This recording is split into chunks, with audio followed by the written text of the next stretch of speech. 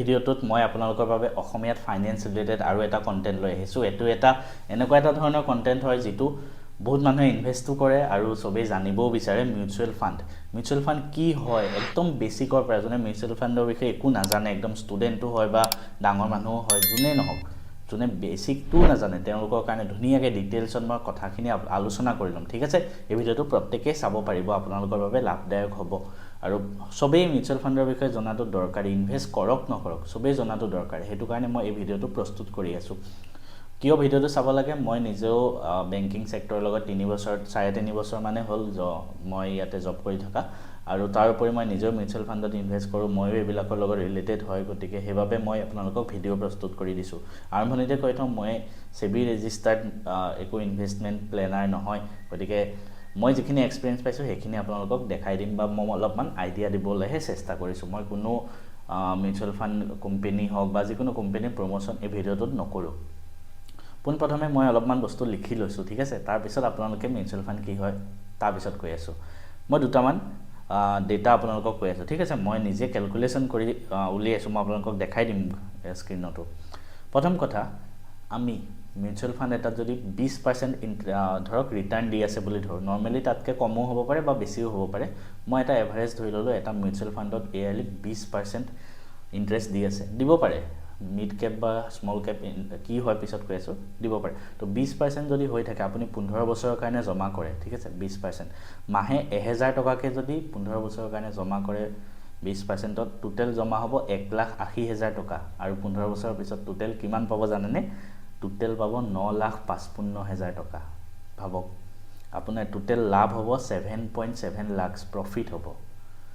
Same বস্তুটো যদি আপুনি কিবা নৰ্মেল বেংকত RD কৰে, ৰিকাৰিং ডিপ'জিট, যোনটো মাহে মাহে কাটি থকা, বেংকত আমি কৰোঁ বা পোষ্ট অফিচত কৰোঁ, কাৰণ আমাৰ ৰিস্ক ল'ব ভয় থাকে, মিউচুৱেল ফাণ্ডৰ ৰিস্ক থাকে। ঠিক আছে, তো আমি সেম বস্তুটো যদি বেংকত কৰোঁ, পাৰ মান্থ 1000 টকাকৈ, বেংকত নৰ্মেলি 6% বা 7% ইণ্টাৰেষ্ট দিয়ে। তো 6% যদি ধৰোঁ, তেনেহ'লে আপোনাৰ মাহত 1000কৈ 15 বছৰত কিমান হ'ব জানেনে? 2,91,000। কিমান ডিফাৰেঞ্চ আহি গ'ল চাওক, মানে লাভ হ'ব মাত্ৰ 1,11,000 টকা।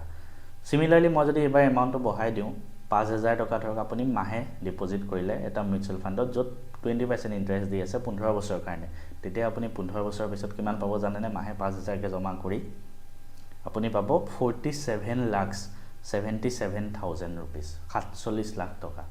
আপোনাৰ জমা কিমান হ'ব জানেনে? 15 বছৰত 9 লাখ জমা হ'ব, কিন্তু পাব 47 লাখ, মানে লাভ অলমষ্ট 38.7 লাখ ৰুপিজ।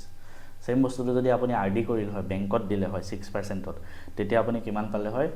তেতিয়াও আপোনাৰ 9 লাখেই জমা হ'ল হয়, কিন্তু লাভ আপুনি পালে হয় মুঠ 14 লাখ টকা। লাভ মাত্ৰ 5.57 লাখ হ'ল হয়।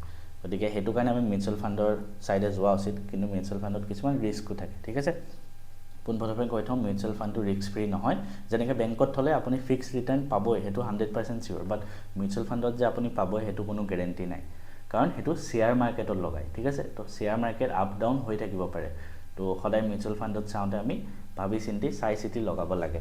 মই নিজেও মিউচুৱেল ফাণ্ডত ইনভেষ্ট কৰোঁ, মই মান্থলি 30,000 পৰা 35,000 মান ইনভেষ্ট কৰোঁ বেলেগ বেলেগ মিউচুৱেল ফাণ্ডত। মই এইবিলাক কেতিয়াবা আপোনালোকক আইডিয়া দিম। এতিয়া আমি আহোঁ মিউচুৱেল ফাণ্ড কি হয়, সেইটোৰ বিষয়ে আমি জনাটো দৰকাৰ হয়। চাওক, মিউচুৱেল ফাণ্ড এনেকুৱা এটা বস্তু ন, মই আপোনাক এটা উদাহৰণ দিছোঁ। আপোনাৰ ওচৰত ধৰক কেইটকামান পইচা আছে, আপুনি নিজে ক'ত ইনভেষ্ট কৰিব নাজানে, ময়ো নাজানো। মই এতিয়া চাওক, শ্বেয়াৰ মাৰ্কেট আছে, শ্বেয়াৰ মাৰ্কেটত মই কোনটো কোম্পানীত ক'ত টকা লগাব লাগে মই ইমান আইডিয়া নাই, কাৰণ মই ইমান টাইমো নাথাকে বা মই ইমান নলেজো নাই সেই বিষয়ে, শ্বেয়াৰ মাৰ্কেটত আপ ডাউন কেনেকৈ হয়। গতিকে মোৰ ওচৰত ধৰক এজন বেলেগ মানুহ আছে, সেই মানুহজনৰ আইডিয়া ভালে আছে, মানে যে ক'ত শ্বেয়াৰত কেতিয়া আপ ডাউন হ'ব চব জানে তেওঁ। তো সেই মানুহজনে মই মোৰ পইচাখিনি লৈ গৈ সেই মানুহজনক দিলোঁ, তেওঁ কি কৰিলে, বেলেগ বেলেগ কোম্পানীত শ্বেয়াৰত মোৰ পইচাখিনি লগাই দিলে।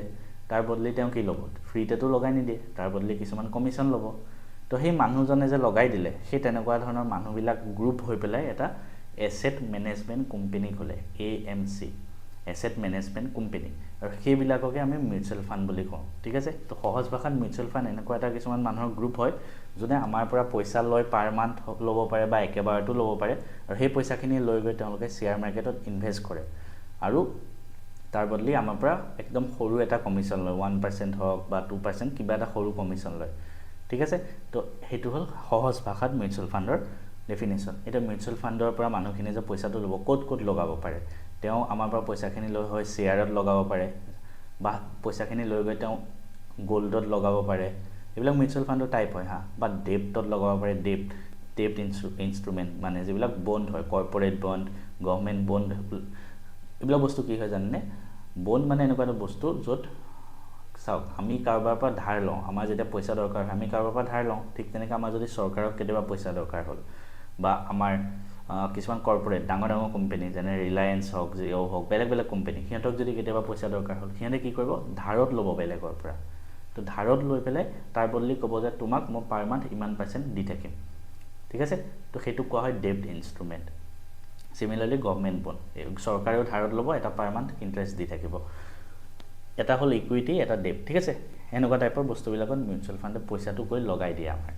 তাৰপিছত মিউচুৱেল ফাণ্ডটো সেবি ৰেজিষ্টাৰ্ড হয় মিউচুৱেল ফাণ্ড কেনেকৈ অপাৰেট কৰিব ক'ত মানে কিমান % ক'ত দিব লাগে এইবিলাক কিছুমান বস্তু মানে সেবিৰ গাইডলাইন থাকে যেনেকৈ আমাৰ বেংকবিলাক চব RBI আণ্ডাৰ ৰেজিষ্টাৰ্ড হয় ঠিক তেনেকৈ মিউচুৱেল ফাণ্ডবিলাক আমাৰ ভাৰতৰ ছিকিউৰিটি এক্সচেঞ্জ ব'ৰ্ড অফ ইণ্ডিয়াত ৰেজিষ্টাৰ কৰিব লাগে তেতিয়াহে তেওঁলোকে মিউচুৱেল ফাণ্ডৰ কাম কৰিব পাৰিব ঠিক আছে তাৰপিছত মিউচুৱেল ফাণ্ড কি হয় মই আপোনালোকক ক'লোঁ দুটামান টাৰ্ম আপুনি জানিব লাগিব এটা হ'ল টোটেল এক্সপেন্স ৰেচিঅ' কি হয় TER টোটেল এক্সপেন্স ৰেচিঅ' সেইটো নৰ্মেলি 0.05%ৰ পৰা 2.5% মানলৈকে থাকে মানে মই ষ্টাৰ্টিঙতে কৈছিলোঁ মানুহখিনিয়ে যে আমাৰ পৰা নি মিউচুৱেল ফাণ্ডৰ কোম্পানীটোৱে আমাৰ পৰা বেলেগ শ্বেয়াৰত পইচা লগাব তাৰ বদলি কিবা এটাতো সিহঁতক লাগিব তো এনেই কৰি নাথাকে সেইটো কোৱা হয় টোটেল এক্সপেন্স ৰেচিঅ' এতিয়া মিউচুৱেল ফাণ্ডত নৰ্মেলি লগালে য'ত TERটো কম থাকে সেইটোত মই বেছিকৈ লগাওঁ মানে আৰু বাকী ফেক্টৰো চাব লাগে গতিকে TER নৰ্মেলি সিমান % থাকে আৰু এটা আছে এক্সিট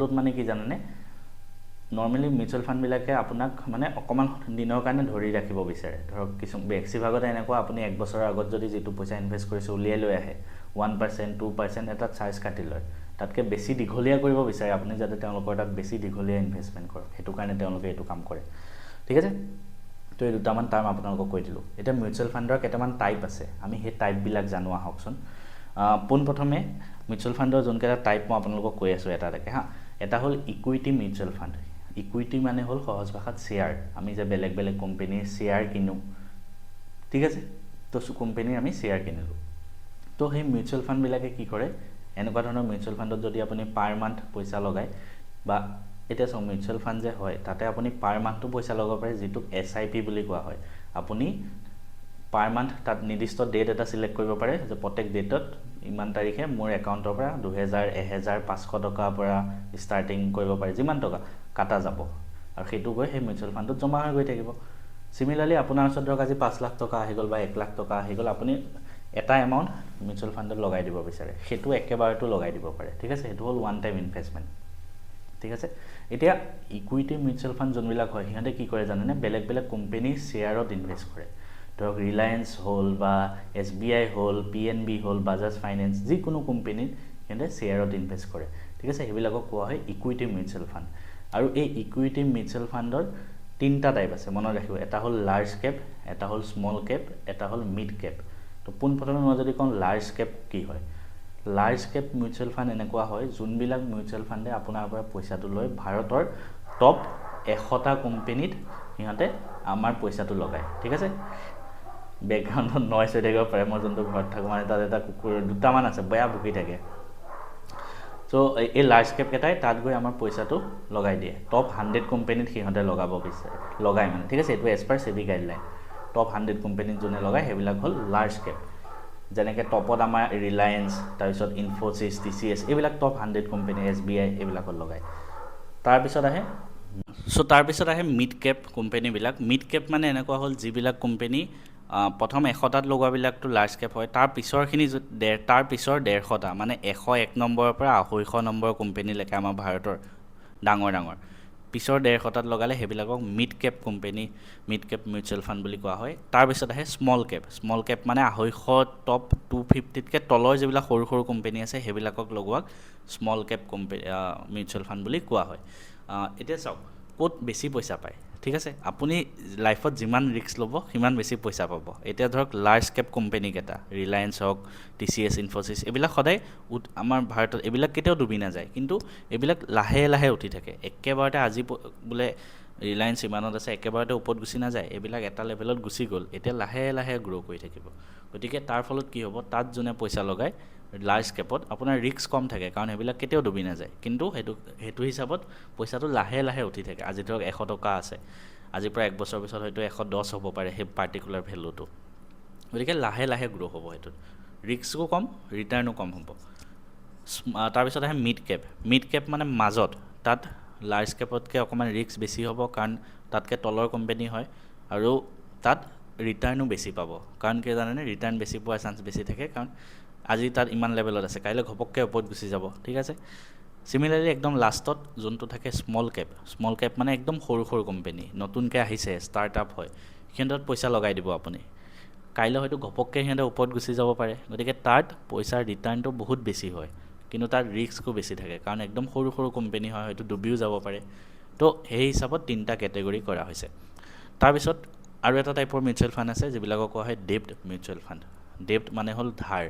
মই যোনটো ষ্টাৰ্টিঙতে কৈছিলোঁ বণ্ড, কিছুমান কৰ্পৰেটবিলাকে বণ্ড উলিয়ায়, আমাৰ গভমেণ্টে বণ্ড উলিয়ায়, বা তেনেকুৱা ধৰণৰ যিবিলাক বণ্ডত মিউচুৱেল ফাণ্ডে সেই বণ্ডবিলাকত ইনভেষ্ট কৰে। তাত এটা লাভ হৈছে, তাত ৰিস্ক একেবাৰে কম। ইকুইটি মিউচুৱেল ফাণ্ডতকৈও ইয়াত আৰু ৰিস্ক কম, কাৰণ ইয়াত এটা মিনিমাম পাৰ্চেণ্টেজ অফ এমাউণ্ট আপোনাক পাৰ মান্থ দি থাকিব, আৰু ইয়াত যিহেতু ৰিস্ক আৰু কম, গতিকে ইয়াত ৰিটাৰ্ণো আৰু কম পাব। ঠিক আছে, তো সেইটো কাৰণে এইটোত ৰিস্ক কম বহুত, কিন্তু ৰিটাৰ্ণো বহুত কম পাব। কোনোবাই যদি একদম ছেফ ছাইডত থাকিব বিচাৰে তেনেহ'লে সেইটো ল'ব পাৰে, কিন্তু ৰিটাৰ্ণ কম আহে। আৰু লাষ্টত আছে hybrid mutual fund. Hybrid mutual fund হ'ল যোনে ইকুইটিটো ইনভেষ্ট কৰিব, শ্বেয়াৰতো আৰু ডেপ্টতো ইনভেষ্ট কৰিব, সেইবিলাকক কোৱা হয় হাইব্ৰিড মিউচুৱেল ফাণ্ড। এই 3টা টাইপ। আৰু কিছুমান মিউচুৱেল ফাণ্ড এনেকুৱা আছে যোনবিলাক ELSS বুলি কোৱা হয়, tax saving mutual fund. ELSS মানে হ'ল ইকুইটি লিংকড ছেভিং স্কিম, যোনটো হ'ল মানে কি জানেনে, আপোনাৰ কিছুমান মিউচুৱেল ফাণ্ডত জমা কৰিলে 3 বছৰৰ কাৰণে, মিনিমাম 3 বছৰৰ কাৰণে এমাউণ্টটো লক ইন হৈ যায়, মানে 3 বছৰৰ কাৰণে আপুনি পইচাটো উলিয়াব নোৱাৰে তাৰ পৰা। কিন্তু তাৰ ফলত কিছুমান আপোনাৰ লাভ হয়। কি লাভ হয় জানেনে, যিবিলাক অল্ড টেক্স ৰিজিম আছিলে, তাত 80C ডিডাকশ্যন কিছুমান আছিলে মানে। ঠিক আছে, তো যিসকল টেক্সত পৰে তেওঁলোকে জানিব, বছৰত আপ টু 1.5 লাখ টকালৈকে মানে আপুনি টেক্স ডিডাকশ্যন পাব পাৰে যদি আপুনি পইচাটো ইয়াত ইনভেষ্ট কৰে। ঠিক আছে, তো সেইটো টেক্সৰ কেলকুলেশ্যন বেলেগ হয়, আৰু খালি এটা মনত ৰাখিব যে কোনোবাই যদি 80C আণ্ডাৰ ডিডাকশ্যন ক্লেইম কৰিব বিচাৰে তেনেহ'লে ELSS ইউজ কৰিব পাৰে। মোৰো আছে ELSS, মই আগতে অল্ড টেক্স ৰেজিমত আছিলোঁ, বৰ্তমান সময়ত মই নিউ টেক্সত ক্লেইম কৰোঁ, ইমান বেছি মানে জঞ্জটত ফচি নাথাকোঁ আৰু। তো এইখিনি হৈ গ'ল, আপোনালোকক মই ডিটেইলছ অলপমান দি দিলোঁ। কেনেকুৱা পালে মোক কমেণ্ট কৰিব, এনেকুৱা ভিডিঅ' আৰু লাগে যদি কমেণ্ট কৰিব, মই বনাই দিম।